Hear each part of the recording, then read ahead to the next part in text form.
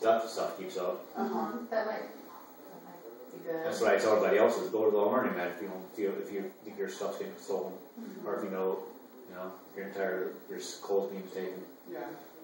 You know that I don't really think there's a bunch. In my opinion, I don't really think there's much the police can do. I mean, whatever goes in that laundry room, is within all. Is with a lot of places. Whatever you're they're not responsible for what's gets taken out of that laundry room. They're not. It just depends on how the women report it. I mean, if they think that you're stalking them or something, then the police might take it more seriously. Well, really, over missing clothes, they probably just come and tell you just keep an eye on your stuff. They might. Just No, like that's I what I said, would depends think on how unless they feel threatened by it in some way. But you They've taken want it too far, though. You don't want police involved. No. They don't have to be. Yeah. So we're just trying to make sure everything is good and prevent you from getting any sort of. Is she here? Who? The landlord. I don't know. When did you talk to her? This morning. I think that she's here for the most part of the day. She didn't make it sound like she wasn't going to be here.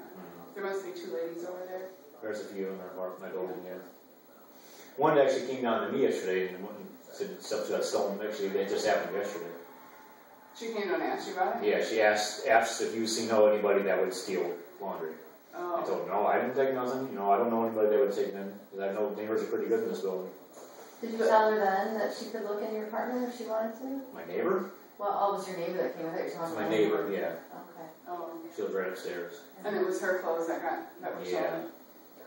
I didn't hear no one coming in. Part of the problem is I think what's happening, there's an opening in the fence back there, and someone's coming through there, and the door doesn't shut all the way. So I see it as an opportunity. It's probably a pervert somewhere. So. Well, I mean, hopefully, you don't have proof that somebody stole their laundry, because that person would probably be in a lot of trouble if they did. But. Right. You've looked everywhere, and I've showed you everywhere. Okay. I got nothing to hide. Well, we'll let the landlord know. I don't know what we'll do, but. Yeah. Just because you guys tell her doesn't mean she can't do something else. No. Biggest thing to be worried about. Now, if she were to come to what I get evicted, how would that work out? Well, you would have to find another apartment, and then. Beth said you would find me arrested at somewhere. No, you prices, but. I mean, but. I ain't got paying $400 for an apartment. Well, respite is for people who need staff with them all the time, and you don't need staff. So, I mean, if you got evicted, I mean, I could have you look for an apartment, but there wouldn't be any respite because you don't need staff like that. I don't have any money for an apartment. Well, which is all the more reason why you can't get evicted, because there's not really much, with the exception of looking for an apartment with you and helping you coordinate things, there's not a whole lot else that the board would do for you. Like how before they helped you, like with your down payment or security deposit or whatever, they don't do those things anymore. Oh, they stopped doing that? Why? Budget cuts.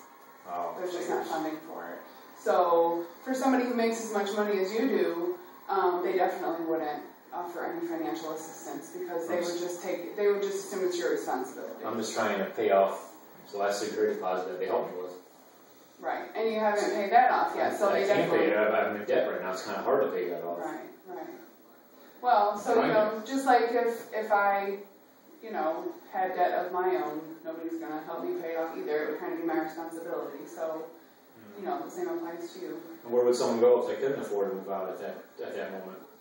Well, they usually do 30 days when they evict you, don't they? I mean, there's usually a process. It's not, you don't have to leave immediately usually. Yeah, but I would have say it did come to that, and I would have money around the 3rd. Well, I can pay for rent, but that's it. I don't wouldn't have money for a security deposit, or pay money for a security deposit and pay the rent next month.